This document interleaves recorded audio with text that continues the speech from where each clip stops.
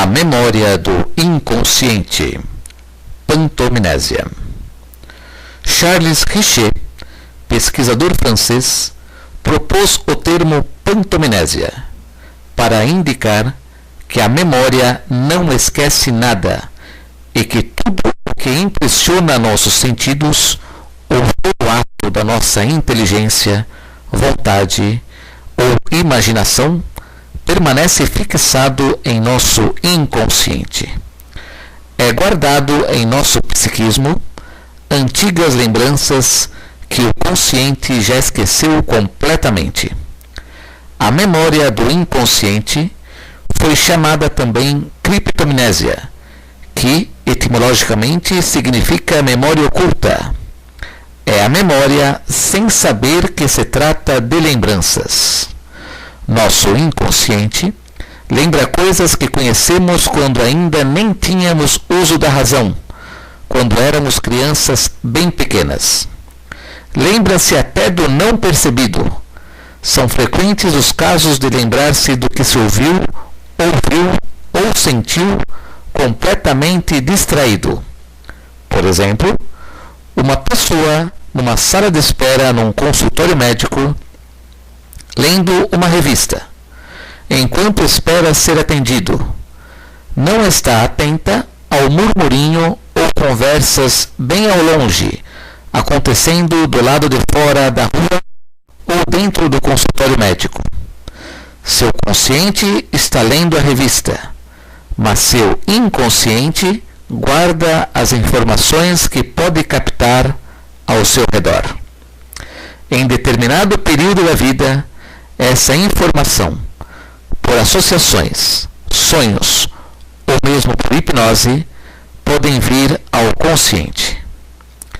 A memória inconsciente reproduz com extraordinária precisão cenas e pormenores que, em estado de consciência, estão completamente esquecidos ou que nem foram percebidos. Podemos lembrar-nos até daquilo que jamais poderia perceber o consciente, lembranças de sensações hiperestésicas, ou seja, alto grau de sensibilidade dos sentidos, mas que ficaram no inconsciente. Qualidade da memória. Em matéria de detalhes, isto é, no aspecto qualitativo, a memória inconsciente é surpreendente. Mede-se a memória não só pelo tempo durante o qual retém os dados aprendidos, extensão temporal, nem tampouco pela quantidade de dados que é capaz de armazenar, extensão quantitativa. Mede-se também pela riqueza de detalhes que chega a conservar. É a extensão qualitativa da memória. O inconsciente pode memorizar e inclusive aprender, pelo talento do inconsciente, temas complexos como aprender línguas, xenoglossia. E, na parapsicologia, se algum fenômeno pode explicar-se pela memória do inconsciente, não devemos recorrer a outras explicações, como telepatia ou captar pensamentos, por IP. Às vezes, é bem longo o tempo empregado pelo cérebro até encontrar a lembrança que procura. Por exemplo, certa pessoa perdeu um canivete de estimação. Procurou em vão por todos os lugares que lembrava. Conscientemente decidiu não pensar mais no assunto, mas seu inconsciente ficou alerta. E certa noite, 6 meses mais tarde, o inconsciente conseguiu encontrar a lembrança arquivada. Sonhou que usava uma calça velha e que há muito tempo não usava mais, e que no bolso direito estava o canivete. Quando acordou, lembrou do sonho e, intrigado, quis ver se era verdade. Foi em busca da calça e no bolso que sonhou estava o canivete. Memória consciente, pré-consciente e inconsciente. A memória é como um iceberg. Só uma pequena parte aparece sobre a superfície, a memória consciente, quando nos lembramos imediatamente, automaticamente ou muito facilmente. Um pouco abaixo da superfície, temos a memória pré-consciente, quando fazemos algum esforço para lembrar. Por exemplo, lembrar nomes de parentes, contatos de trabalho, endereços, última viagem, senhas bancárias, etc. E todo o imenso bloco de gelo submerso seria a memória inconsciente. Nem com muito esforço conseguimos atingir estas lembranças. Mas, se o iceberg se inclinar, essas lembranças irão emergir. Isso acontece porque o cérebro, em sua associação de ideias inconscientes, procuraram tal lembrança. Para chegar aos níveis mais profundos da memória inconsciente, é necessário um profundo desarranjo psíquico. Danificar a personalidade, de forma que consciente e inconsciente se apresentem conjunta ou sucessivamente, podendo causar dupla personalidade, tripla personalidade, despersonalização, etc. Às vezes, esses profundos desarranjos no inconsciente surgem como resultado de graves traumas físicos ou psíquicos, como doenças, acidentes, golpes na cabeça, medos, desgraças. As lembranças são arquivadas na memória por toda a vida, até a morte.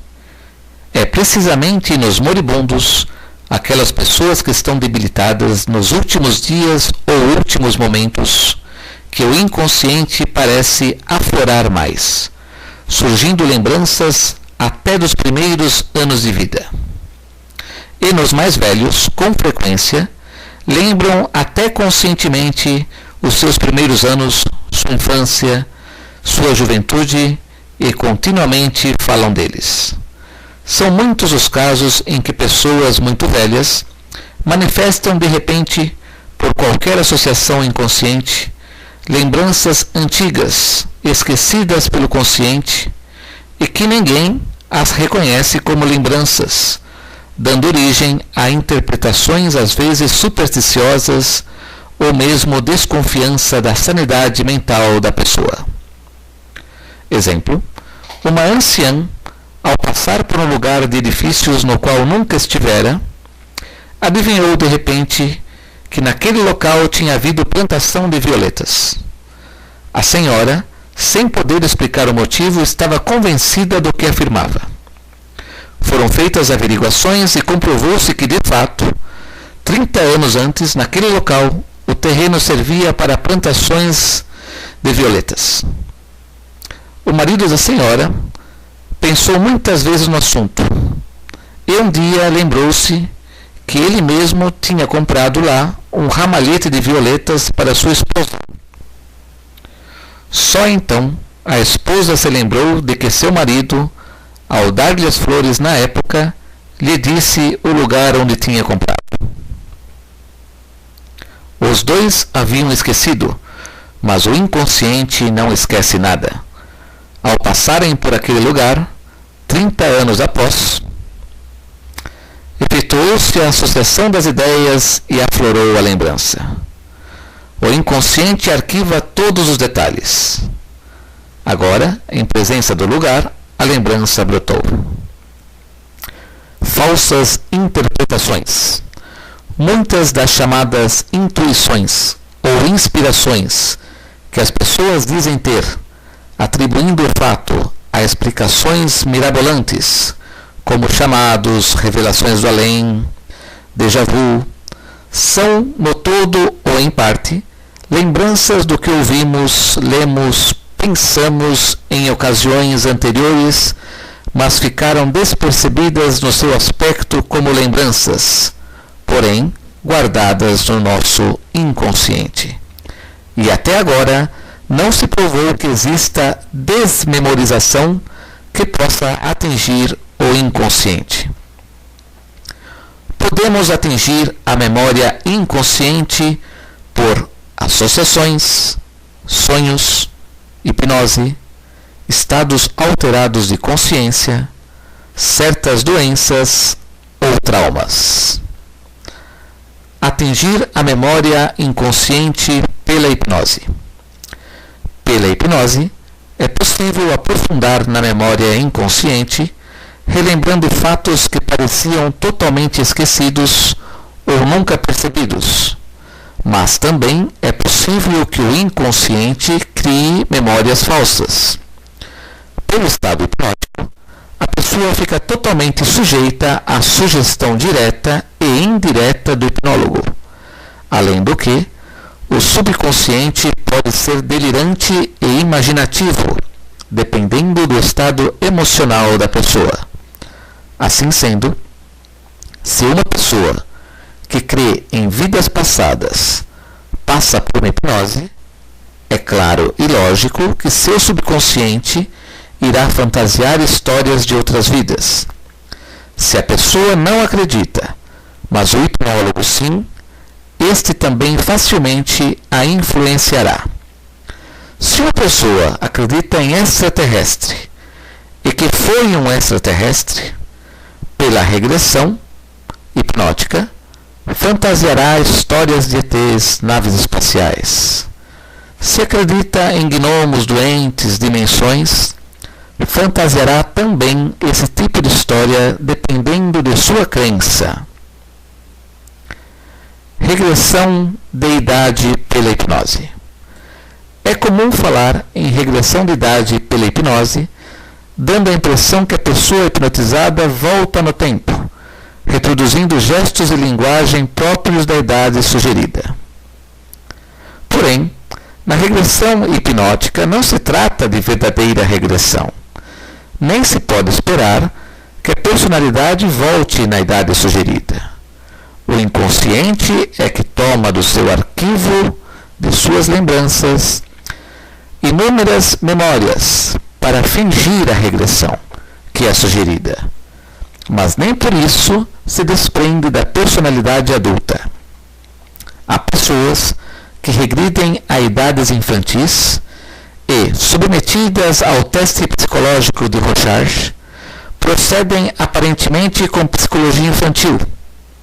Mas um psicólogo experiente descobrirá logo detalhes de maturidade que demonstra que a regressão é só aparente.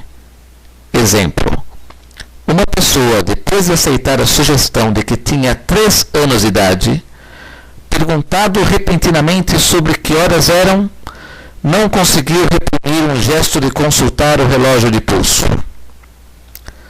A regressão hipnótica se trata de memória e imaginação.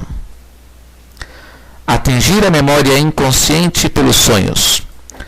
Os sonhos são uma verdadeira porta do inconsciente para o consciente, mas não podem ser controlados. No máximo, podem ser estimulados, como esforçar-se por lembrar determinado tema ou memória antes de deitar-se à noite, e assim, muitas noites, estimular o psiquismo.